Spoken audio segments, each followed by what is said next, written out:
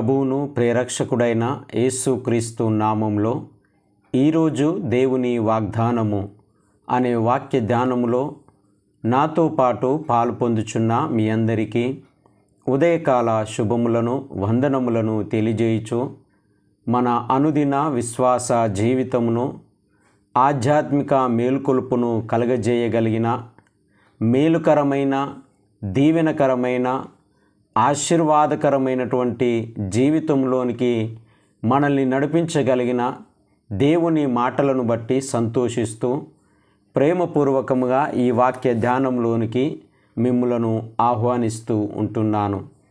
ప్రియమైన స్నేహితులారా, ఈ యూట్యూబ్ ఛానల్ ద్వారా అందించబడుతున్నటువంటి ఈ ఆధ్యాత్మిక ఆలోచనలను ఇంకా అనేకులతో పంచుకోవాలనే ఆశతో ఉన్నాను.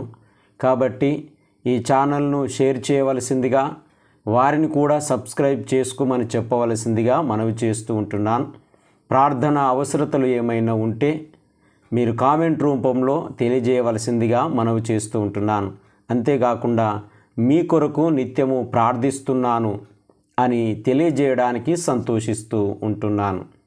ఈరోజు దేవుని వాగ్దానము అపోస్తలుడైన పౌలు తిమోతికి రాసినటువంటి మొదటి పత్రిక 6వ అధ్యాయము 8వ వచనము. కాగా అన్న వస్త్రములు గలవారమయ్యుండి వాటితో తృప్తి పొంది యుందము. ఈ మాటను బట్టి ఈ సర్వ సృష్టిలోని సర్వ మానవుల పట్ల దేవుని సంకల్పము లేదా దేవుని ఉద్దేశము ఏమై ఉన్నది, మానవుడు ఏమై ఉండవలనని దేవుడు ఉద్దేశించి ఉన్నాడు, సంకల్పించి ఉన్నాడు అని ఆలోచనలను గ్రహింపచేయగలిగిన ఈ వాక్య విశ్లేషణను బట్టి మరొకసారి మనము గ్రహించాల్సినటువంటి ప్రాముఖ్యమైనటువంటి విషయాల్లోనికి మనము ముందుకు సాగుతూ ఉంటున్నాం. ప్రపంచంలోని మానవ మనుగడను మనం చూసినప్పుడు లేదా మానవ జీవితాలను మనం పరిశీలన చేసినప్పుడు, వారిని గురించి ఆలోచిస్తూ ఉంటున్నప్పుడు అందులో మనము కావచ్చు, మన ఎదుటివారు కావచ్చు, ఇరుగు పొరుగు కావచ్చు, వారందరిని గురించి మనం ఆలోచించినప్పుడు చాలా విచిత్రమైనటువంటి పరిస్థితులు మనం గమనిస్తూ ఉంటాం. అవి మనల్ని ఎంతో భ్రమలోనికి, ఎంతో ఆలోచనలోనికి నడిపిస్తున్నటువంటి పరిస్థితులు.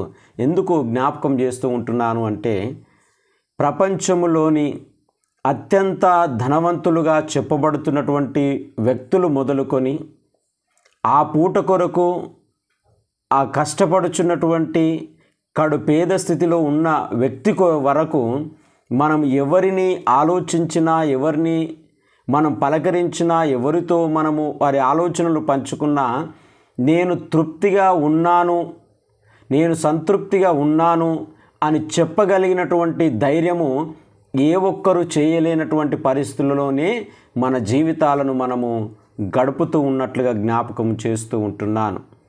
ఎందుకంటే నేను ఈ స్థితిని బట్టి సంతోషంగా ఉన్నాను, నేను ధనవంతునైనందుకు సంతోషంగా ఉన్నాను, నేను కష్టపడుతున్నందుకు సంతోషంగా ఉన్నాను, నేను ఈ స్థితిలో ఉన్నాను అంటే తృప్తిగా ఉన్నాను అని చెప్పగలిగిన స్థితి ఎక్కడ మనకు కనిపించలేదు.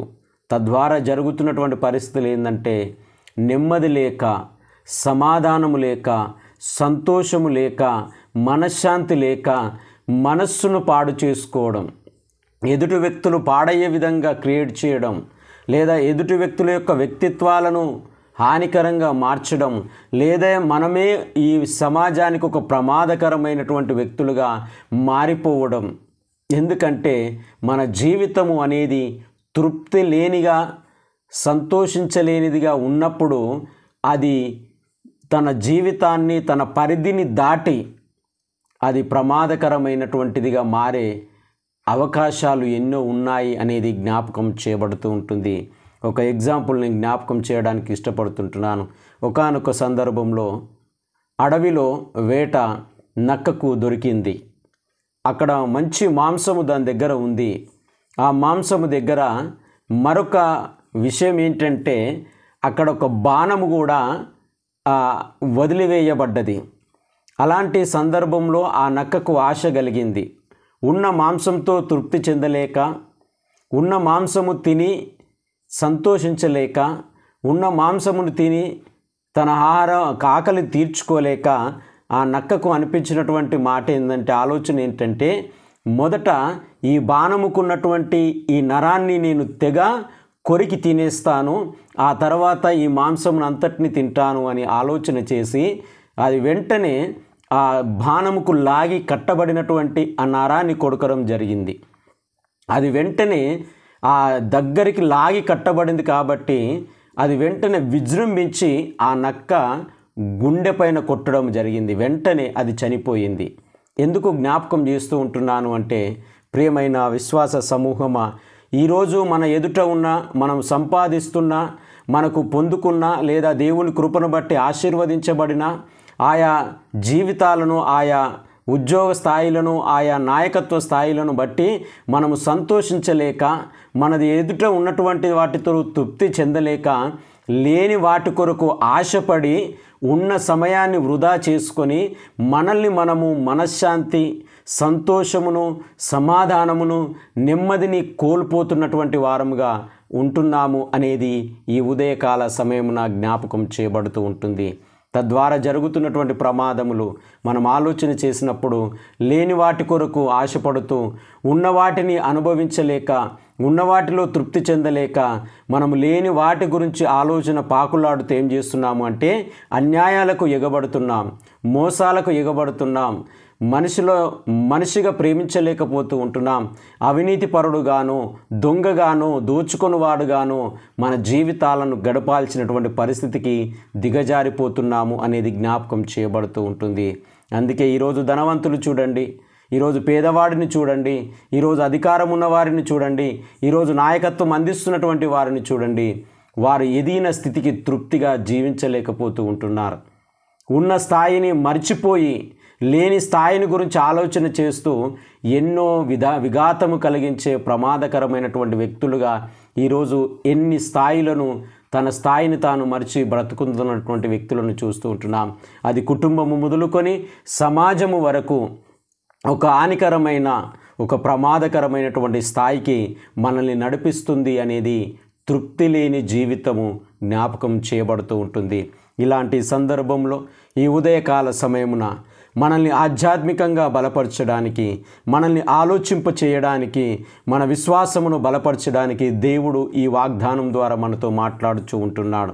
అందుకే ఇక్కడ అపోస్తుడైనటువంటి పౌలు తిమోతికి రాస్తూ ఈ మాట అంటున్నాడు, అయ్యా, నీ జీవితంలో నువ్వు కలిగి ఉండాల్సింది, నీ జీవితంలో నువ్వు అనుభవించాల్సింది, నీ జీవితంలో నువ్వు నేర్చుకోవాల్సింది ఏంటంటే, నీకు ఉన్నటువంటి అన్న వస్త్రములతో నీవు తృప్తి పొందడానికి నీవు నీ మనస్సును దృఢపరచుకో.